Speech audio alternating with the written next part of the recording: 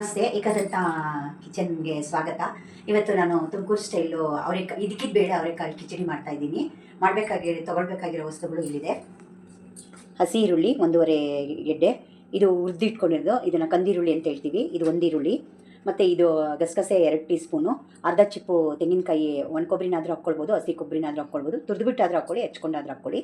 ಇದು ಒಗ್ಗರಣೆಗೆ ಬೇಕಾಗಿರೋದು. ಹಣ್ಣುಮೆಣಸಿನ್ಕಾಯಿ 5ರಿಂದ 6 ಹಣ್ಣುಮೆಣಸಿನ್ಕಾಯಿ, ಅರ್ಧ ಹೋಳು ಈರುಳ್ಳಿ, 1 ಟೊಮೆಟೊ, ಕರ್ಬೇವಿನ ಸೊಪ್ಪು.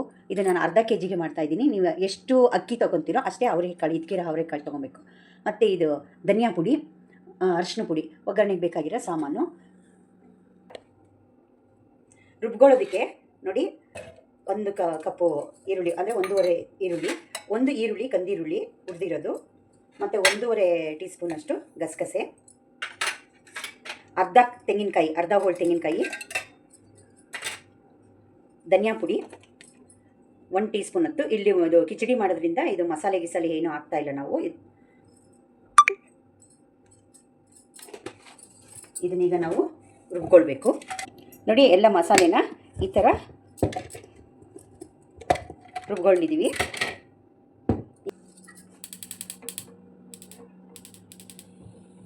ಒಗ್ಗರಣೆಗೆ ನೋಡಿ ತುಪ್ಪ ಹಾಕ್ಕೊಳ್ಬೇಕು. ಇದು ಮನೆಯಲ್ಲೇ ಮಾಡಿರೋದು ನಾಟಿ ಹಸಿನ ತುಪ್ಪ. ತುಪ್ಪ ಹಾಕ್ಕೊಳ್ಬೇಕು. ನೀವು ತುಪ್ಪ ತಿನ್ನೋಕ್ಕೆ ಇಷ್ಟ ಇಲ್ಲ ಅನ್ನೋರು ಎಣ್ಣೆನ ಬಳಸ್ಬೋದು. ನಾನಿಲ್ಲಿ ತುಪ್ಪ ಹಾಕ್ಕೊಳ್ತಾ ಇದ್ದೀನಿ.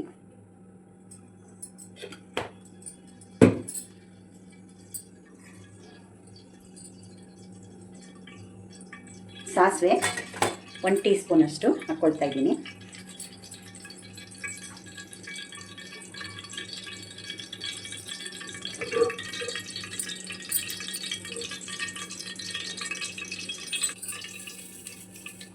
ಸಾಸಿವೆ 1 ಟೀ ಸ್ಪೂನಷ್ಟು, ಜೀರಿಗೆ,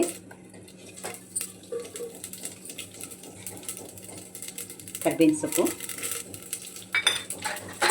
ಹಣ್ಣುಮೆಣಸಿನ್ಕಾಯಿ 10ರಿಂದ 15, ಟೊಮೆಟೊ 1 ಹಚ್ಚಿರೋದು, ಈರುಳ್ಳಿ ಅರ್ಧ ಹೋಳು ಅಥವಾ 1.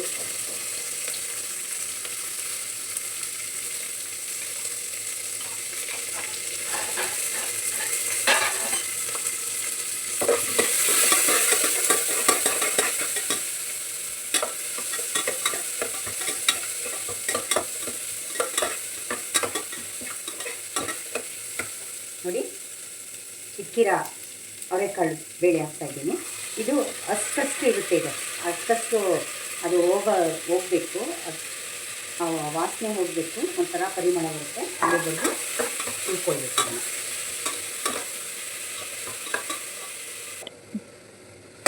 ಒಗ್ಗರಣೆನಲ್ಲೇ ಇಕ್ಕಿರ ಅವರೆಕಾಳು ಸ್ವಲ್ಪ ಬಾಡಿಸ್ಕೊಬೇಕು, ಮಗ್ಗಿಸ್ಕೊಬೇಕು.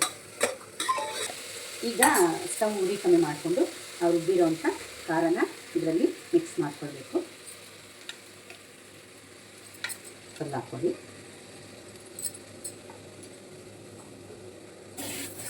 ಅಷ್ಟು ಅದರಲ್ಲಿ ಮಿಕ್ಸಿಗೆ ಹಾಕ್ಕೊಂಡು ಅದರಲ್ಲಿ ಖಾರ ರುಬ್ಬಿರ್ತಿರಲ್ಲ, ಜಾಸ್ತಿ ನೀರು ಹಾಕ್ಕೊಳ್ಬಾರ್ದು. ಮಾಡ್ಕೊಂಡು ಅರ್ಧ ಸ್ಪೂನಷ್ಟು ನಾವು ರುಬ್ಬಿರೋದನ್ನು ಮಾಡಿ ಹಾಕ್ಕೊಳ್ಬೇಕು ಆ ನೀರನ್ನ. ಈಗ ಮಿಕ್ಸ್ ಮಾಡ್ಕೊಳ್ಳಿ, ಚೆನ್ನಾಗಿ ಮಿಕ್ಸ್ ಮಾಡ್ಕೊಳ್ಳಿ. ಏನಪ್ಪ ಅರಿಶಿನ ಪುಡಿ ಹೇಳಿದ್ರು, ಅರಿಶಿನ ಪುಡಿಯನ್ನು ಹಾಕಿಲ್ಲ ಅಂತ ಅನ್ಕೊಂಬೇಡ್ರಿ. ಈಗ ಖಾರ ಹಾಕ್ತಾಯಿದ್ದೀವಲ್ಲ, ಈಗ ನಾವು ಅರ್ಧ ಟೀ ಸ್ಪೂನಷ್ಟು ಅರಿಶಿನ ಪುಡಿನ ಹಾಕ್ಕೊಳ್ಬೇಕು. ನೋಡಿ, ಅರ್ಧ ಟೀ ಸ್ಪೂನಷ್ಟು ಅರಿಶಿನ ಪುಡಿನ ಹಾಕ್ಕೊಳ್ಬೇಕು. ಅರಿಶಿನ ಪುಡಿ ನಾವು ಡೈಲಿ ಅಡುಗೆಗೆ ಉಪಯೋಗಿಸೋದ್ರಿಂದ ಸ್ಕಿನ್ ಟೈಟ್ ಆಗುತ್ತೆ, ಗ್ಲೋ ಬರುತ್ತೆ. ಆ ಕಾರಣಕ್ಕೆ ನಮ್ಮ ಭಾರತೀಯ ಅಡುಗೆಯಲ್ಲಿ ಎಲ್ಲ ಅಡುಗೆಗಳಿಗೂ ಅರಿಶಿನ ಪುಡಿನ ನಾವು ಉಪಯೋಗಿಸ್ತೀವಿ. ನೋಡಿ, ಈಗ ಒಂದು ಕುದೀತಾ ಇದೆ ನೋಡಿ. ಈಗ ನಾವೇನಿಲ್ಲಿ ಅರ್ಧ ಕೆಜಿ ಅಕ್ಕಿ ತೊಗೊಂಡಿದ್ದೀವಿ, ಅದನ್ನು ಹಾಕ್ತಾಯಿದ್ದೀನಿ. ಇದು ಅಕ್ಕಿ ಯಾವ ಇದರಲ್ಲಿ ತೊಗೊಂಡಿರ್ತೀರ, ಅಕ್ಕಿ ಯಾವುದರಲ್ಲಿ ತೊಗೊಂಡಿರ್ತೀರ ಅದ್ರ 2ರಷ್ಟು ನೀರು ಹಾಕಬೇಕು. ಉದಾಹರಣೆಗೆ 1 ಲೋಟ ಅಕ್ಕಿ ತೊಗೊಂಡಿದ್ರೆ 2 ಲೋಟ ಅಕ್ಕಿ ಹಾಕಬೇಕು.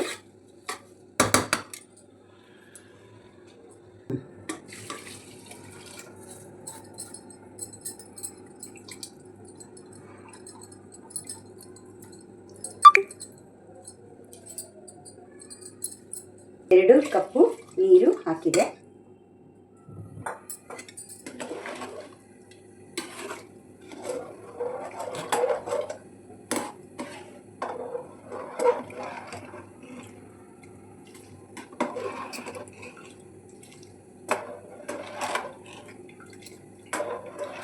ಒಂದು ಕುದಿ ಬಂದಮೇಲೆ ಉಪ್ಪು ಹಾಕ್ಕೊಳ್ಳಿ. ಯಾಕೆ ಅಂದರೆ ಫಸ್ಟೇ ಈಗಲೇ ಉಪ್ಪು ಹಾಕ್ಬಿಟ್ರೆ ಕಾಳಿಗೆ ಮತ್ತು ಅನ್ನಕ್ಕೆ ತುಂಬ ಉಪ್ಪಾಗ್ಬಿಡುತ್ತೆ. ನಾವು ಕುಕ್ಕರಲ್ಲಿ ಕೂಗೋದ್ರಿಂದ ಒಂದು ಕುದಿ ಬಂದಮೇಲೆ ಉಪ್ಪು ಹಾಕಿ ನಾವು ಕುಕ್ಕರ್ ಮುಚ್ಚಳನ ಮುಚ್ಚಬೇಕು. 2 ವಿಜಿಲ್ ಹಾಕ್ಕೊಬೇಕು. ನೋಡಿ ಈಗ ಕುದೀತಾ ಇದೆ. ಈಗ ಉಪ್ಪು ಹಾಕಬೇಕು. ನಾನು ಕಲ್ಲುಪ್ಪು ತೊಗೊಳ್ತಾ ಇದ್ದೀನಿ. ಇದು ನನ್ನ ಕೈ ಎಳ್ತೇನಲ್ಲಿ ತೊಗೊಳ್ತಾ ಇದ್ದೀನಿ. ನೋಡಿ ಇಷ್ಟು.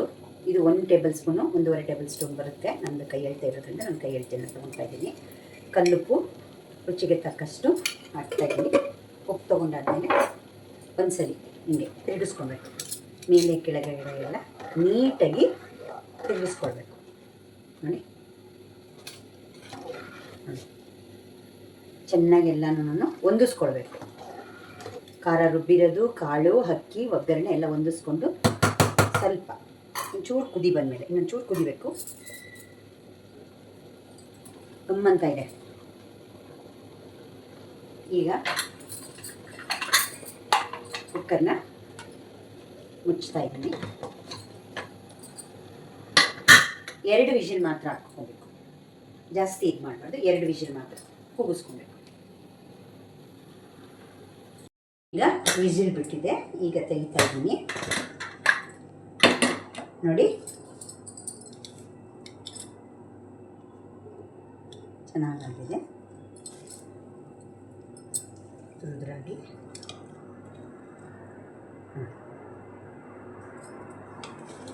ಕೆಳಗಿನ ಮೇಲವರೆಗೂ ನೋಡಿ ಎಷ್ಟು ಉದುರಾಗಿದೆ.